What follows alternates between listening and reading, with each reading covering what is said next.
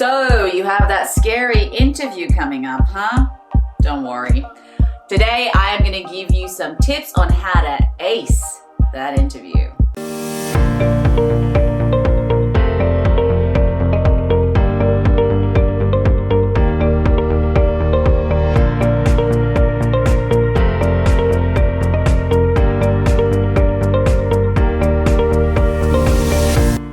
Whether you're being interviewed by a recruiter, a business owner, or a manager, you want to stand out and get that job. And maybe you're the type that gets a little nervous and isn't quite sure how to prepare for this process. Okay, so the first thing you really need to understand that when you go into these interviews, the manager, the owner, or the recruiter really wants you to get this job. They want to fill that position. So think about it this way, you could be the solution to their problem. The other thing you really need to take into consideration is that you are also interviewing them. Because you don't just want to say yes to any job. You want to say yes to a job that you like, that you know that you are right for. Don't settle for, okay. Make sure that you go after what you really want, because in the end of the day, we want a win-win scenario. Win for you and win for the company. Also, when you really want something, such as a job, it actually shows. It shows enthusiasm, and obviously that's a huge plus. Okay, so now that you understand all of this, meaning that these are two very important things that when you walk into the interview, you want to have in mind. What if you're the type that just gets nervous during interviews? So here's a little tip/trick. When you talk to the interviewer, you want to pretend as if you're talking to somebody that you really like. This could be a close friend, your best friend, or a family member.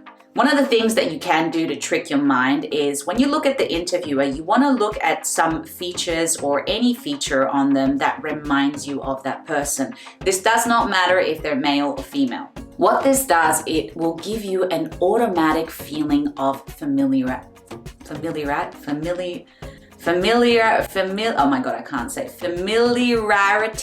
Basically, the person is familiar. Oh my God.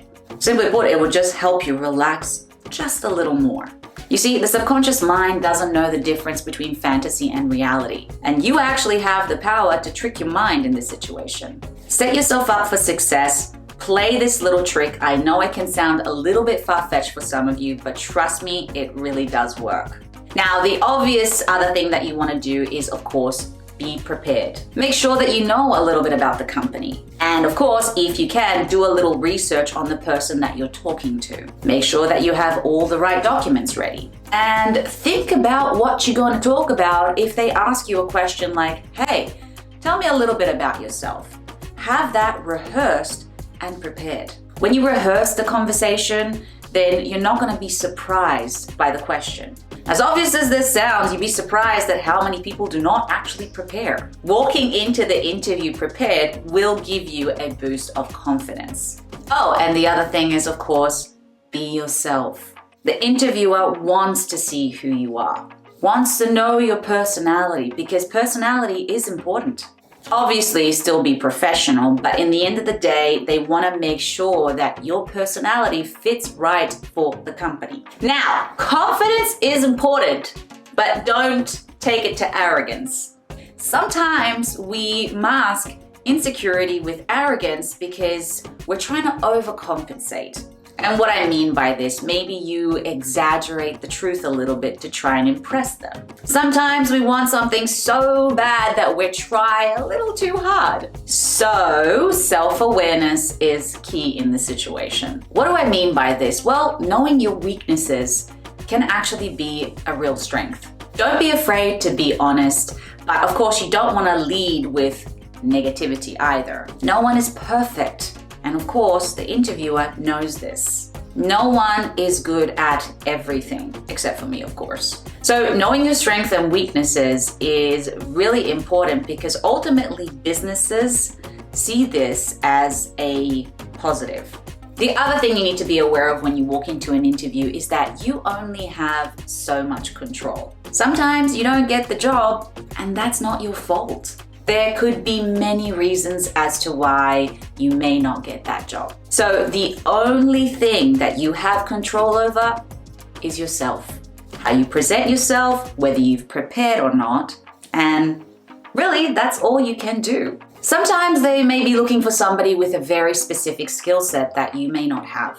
Or maybe they went with somebody who asked for a lower pay rate. Walk in with your best self and don't get discouraged if you do not get the job. Here's the thing, if you present your best self, it doesn't mean that you've lost an opportunity. I have heard many case scenarios from our recruiters where somebody has done such an amazing job at the interview, but they weren't the right fit for the job. But when the recruiter got another offer for another job, they called that candidate because they knew that they'd be right for the job, and they've already gone through all the steps, all the interview stages.